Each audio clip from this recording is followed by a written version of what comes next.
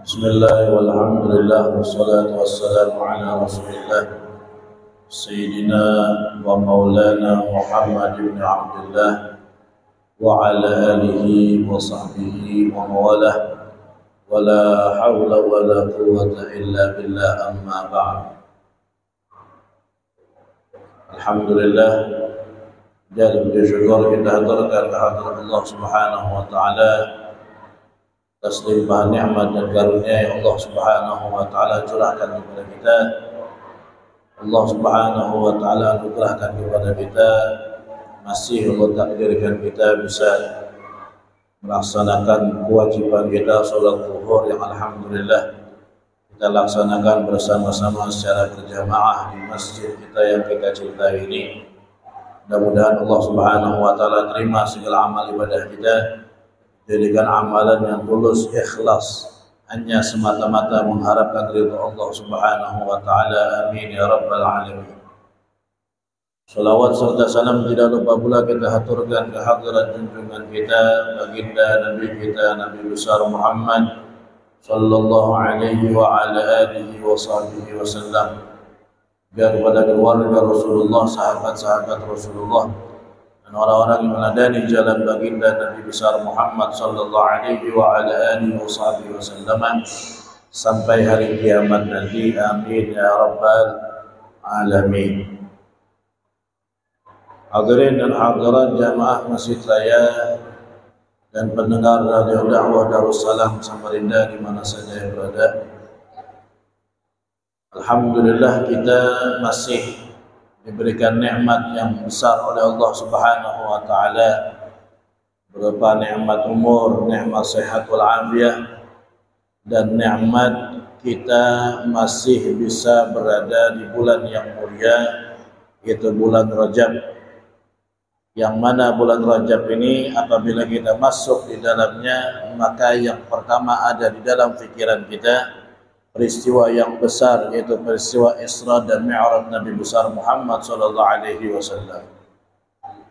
Isra dan Mi'raj Nabi dari awal perjalanan sampai akhir, semuanya penuh dengan pelajaran, penuh dengan i'tibar, bahan renungan kita, dan penuh dengan hikmah yang dijadikan oleh Allah Subhanahu wa taala. Dari awal perjalanan Nabi sampai Nabi menyelesaikan perjalanannya, pulang lagi kembali ke tempat beliau di awal diberangkatkan oleh Allah Subhanahu wa taala.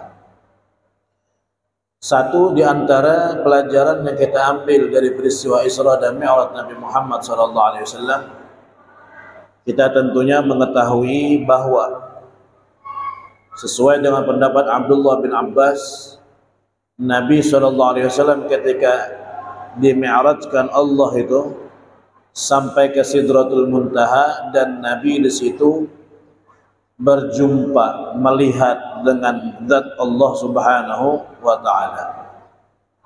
Itu pendapat yang paling kuat yang dipilih oleh para ulama kita berdasarkan pendapat Abdullah bin Abbas. Nabi berjumpa dengan Allah Subhanahu wa taala ada di sana. Dan salah satu daripada dialog yang terjadi antara Nabi SAW dengan Allah Subhanahu wa taala, ketika pertama berjumpa, maka Nabi SAW mengucapkan salam penghormatan kepada Allah Subhanahu wa taala. Nabi kita mengatakan at-tahiyyatul mubarakatus salawatut thayyibatu lillah. Segala penghormatan yang penuh dengan keberkahan dan salawat yang penuh dengan keindahan, semuanya lillah, adalah hanya milik Allah Subhanahu wa taala. Maka dijawab oleh Allah Subhanahu wa taala, assalamu alayka ayyuhan nabiy wa rahmatullahi wa barakatuh. Salam pula atas engkau wahai Nabi, dan rahmatnya Allah serta keberkahan yang banyak dari Allah Subhanahu wa taala. Dibalas lagi oleh Nabi kita, assalamu alayna wa ala ibadillahis salihin. Salam sejahtera atas kami semua ya Allah. Bukan hanya untuk saya, tapi untuk seluruh umat saya yang ada di belakang saya semuanya. Mohon berikan pula salam yang sehebat, salam yang dahsyat dari Engkau ya Allah Subhanahu wa taala. Assalamu alayna wa ala ibadillahis salihin, dan juga atas hamba-hamba Allah yang saleh. Ini salah satu daripada saling salam yang terjadi antara Nabi SAW dengan Allah Subhanahu wa taala, yang kemudian setelah itu bacaan ini dijadikan bacaan yang wajib, salah satu rukun daripada ibadah salat kita, yaitu ketika kita tasyahud akhir. Termasuk apa? Rukun qauli, wajib harus dibaca di dalam setiap salat kita. Seandainya ada orang salat tapi tidak membaca ini, maka salatnya tidak sah, salatnya batal.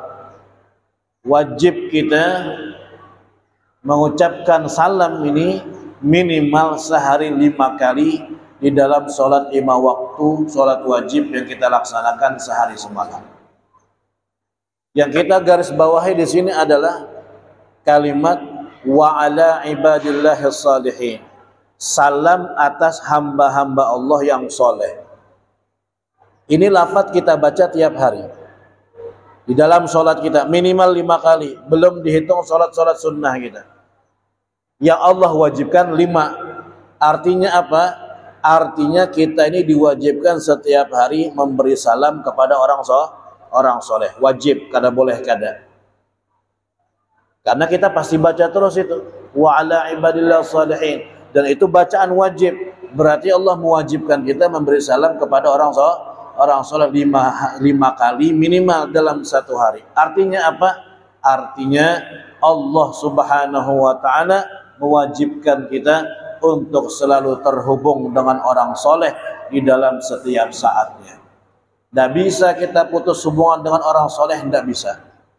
Orang itu akan jadi betul, akan menjadi bagus selama hidupnya ada keterkaitan dengan orang soleh. Dan orang tidak akan pernah menjadi bagus, tidak akan pernah menjadi benar apabila tidak ada di dalam hatinya keterkaitan, keterpautan, kecintaan kepada orang-orang soleh.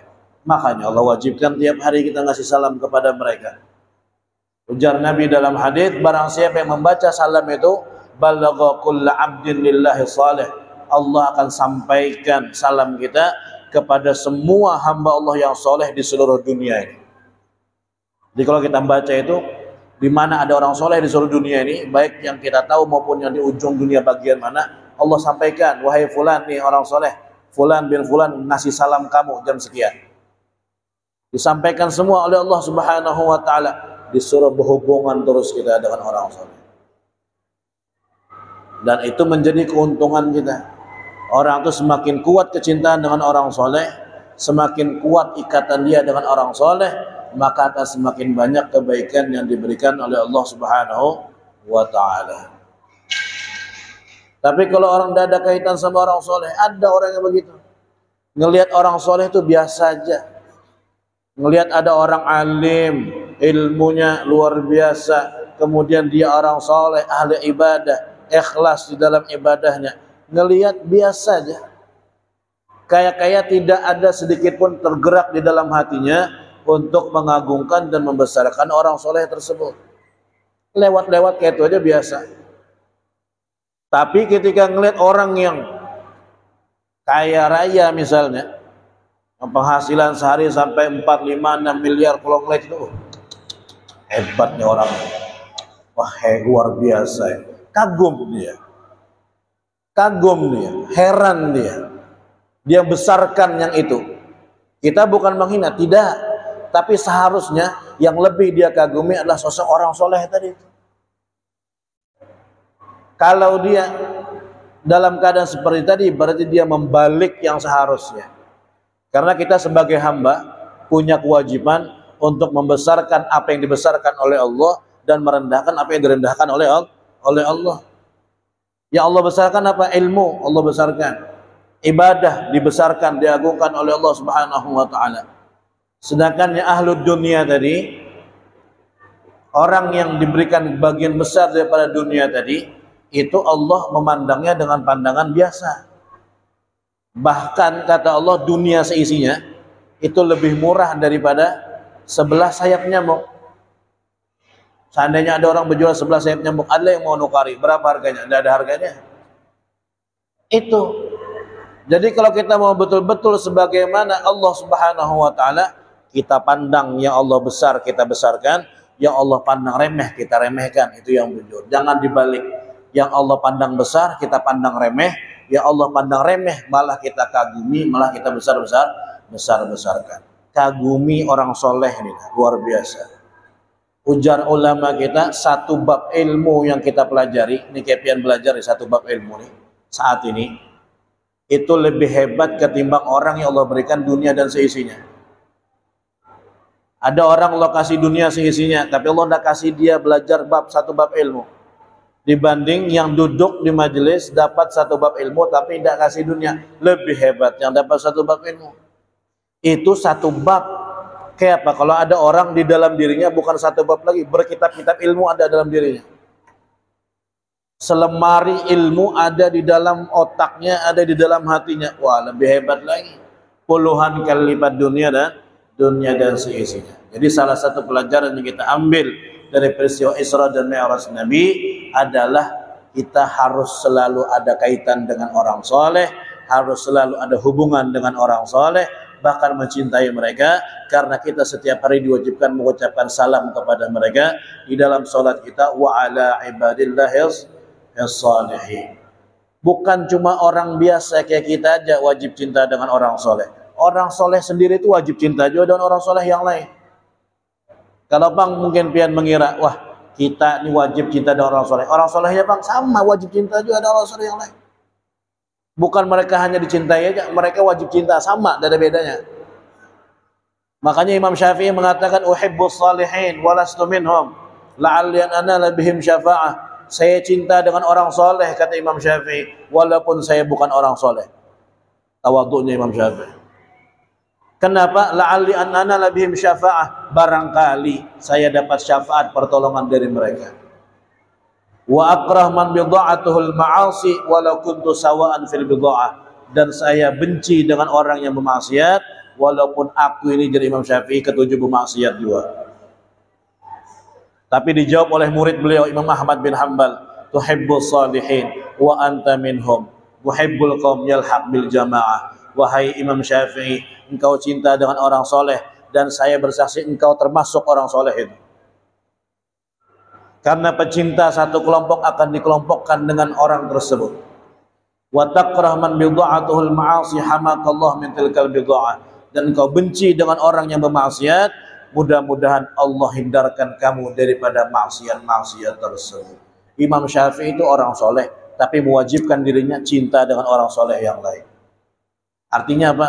Artinya berarti kebaikan yang luar biasa ada di dalam kecintaan terhadap orang-orang soleh. Makanya kita jadikan diri kita, khususnya anak-anak kita ini, generasi setelah kita ini, kayak caranya mereka selalu senang cinta dengan orang soleh. Harus kita tanamkan dari sekarang. Di mana ada orang soleh, bawa anak-anak hadir sini, duduk. Tuh nah lihat itu orang hebat nak kayak di depan itu. Orang Masya Allah. Selesai majelis salaman nak salim. Minta doa dengan guru. Makanya kita salut kalau ada anak-anak kecil tuh kadang-kadang yang sering hadir majelis, sering duduk dengan di majelis taklim, di majelis maulid dan segala macam itu. Nangis kalau tidak salaman dengan gurunya. Kadang-kadang malah tidak mau pulang kalau belum salaman. Pokoknya harus salaman dulu. Harus bisa dekat dulu dengan guru baru mau pulang. Wah, itu Masya Allah. Itu berarti orang tuanya sukses menanamkan kecintaan kepada orang soleh di dalam diri anak tersebut, padahal anaknya masih kecil. Insya Allah besarnya jadi orang bagus anaknya. Jadi orang hebat. Mudah-mudahan Allah Subhanahu wa Ta'ala menjadikan kita orang-orang pencinta daripada orang-orang soleh, dan kita pun juga dijadikan termasuk orang-orang yang soleh dan solehah, dan mudah-mudahan anak-anak kita juga dijadikan orang-orang yang soleh dan solehah, dan dijadikan di dalam hati mereka cinta dengan orang-orang soleh Mudah-mudahan Allah berikan keberkahan terhadap kita di bulan Rajab. Allah berkahi bulan Sya'ban. Allah sampaikan kita di bulan Ramadan. Dan mudah-mudahan Allah Subhanahu wa taala memberikan kita apa yang kita hajatkan dalam diri kita, apa yang kita niatkan dalam hati kita. Tidak keluar dari bulan Rajab ini kecuali Allah ampuni dosa-dosa kita, Allah hapuskan segala kesalahan kita, catatan keburukan yang ada dalam kitab kita dihapus, diganti dengan catatan kebaikan oleh Allah Subhanahu wa taala. Amin ya rabbal alamin. Ala hadhihi niyyah wa sallallahu ala hadratin Nabi Muhammad sallallahu alaihi wasallam. Al-Fatihah. Alhamdulillah rabbil alamin. Ya na'budu wa nasta'in.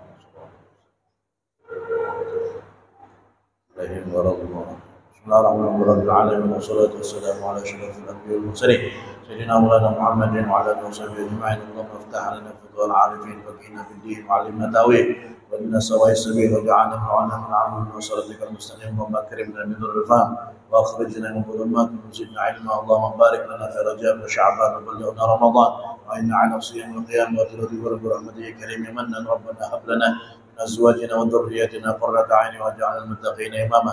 ربنا آتنا في الدنيا حسنة وفي الآخرة حسنة وقنا عذاب النار. صلى الله على سيدنا محمد وعلى آله وصحبه وسلم. والله سبحان ربك رب العزة عما يصفون وسلام على المرسلين والحمد لله رب العالمين.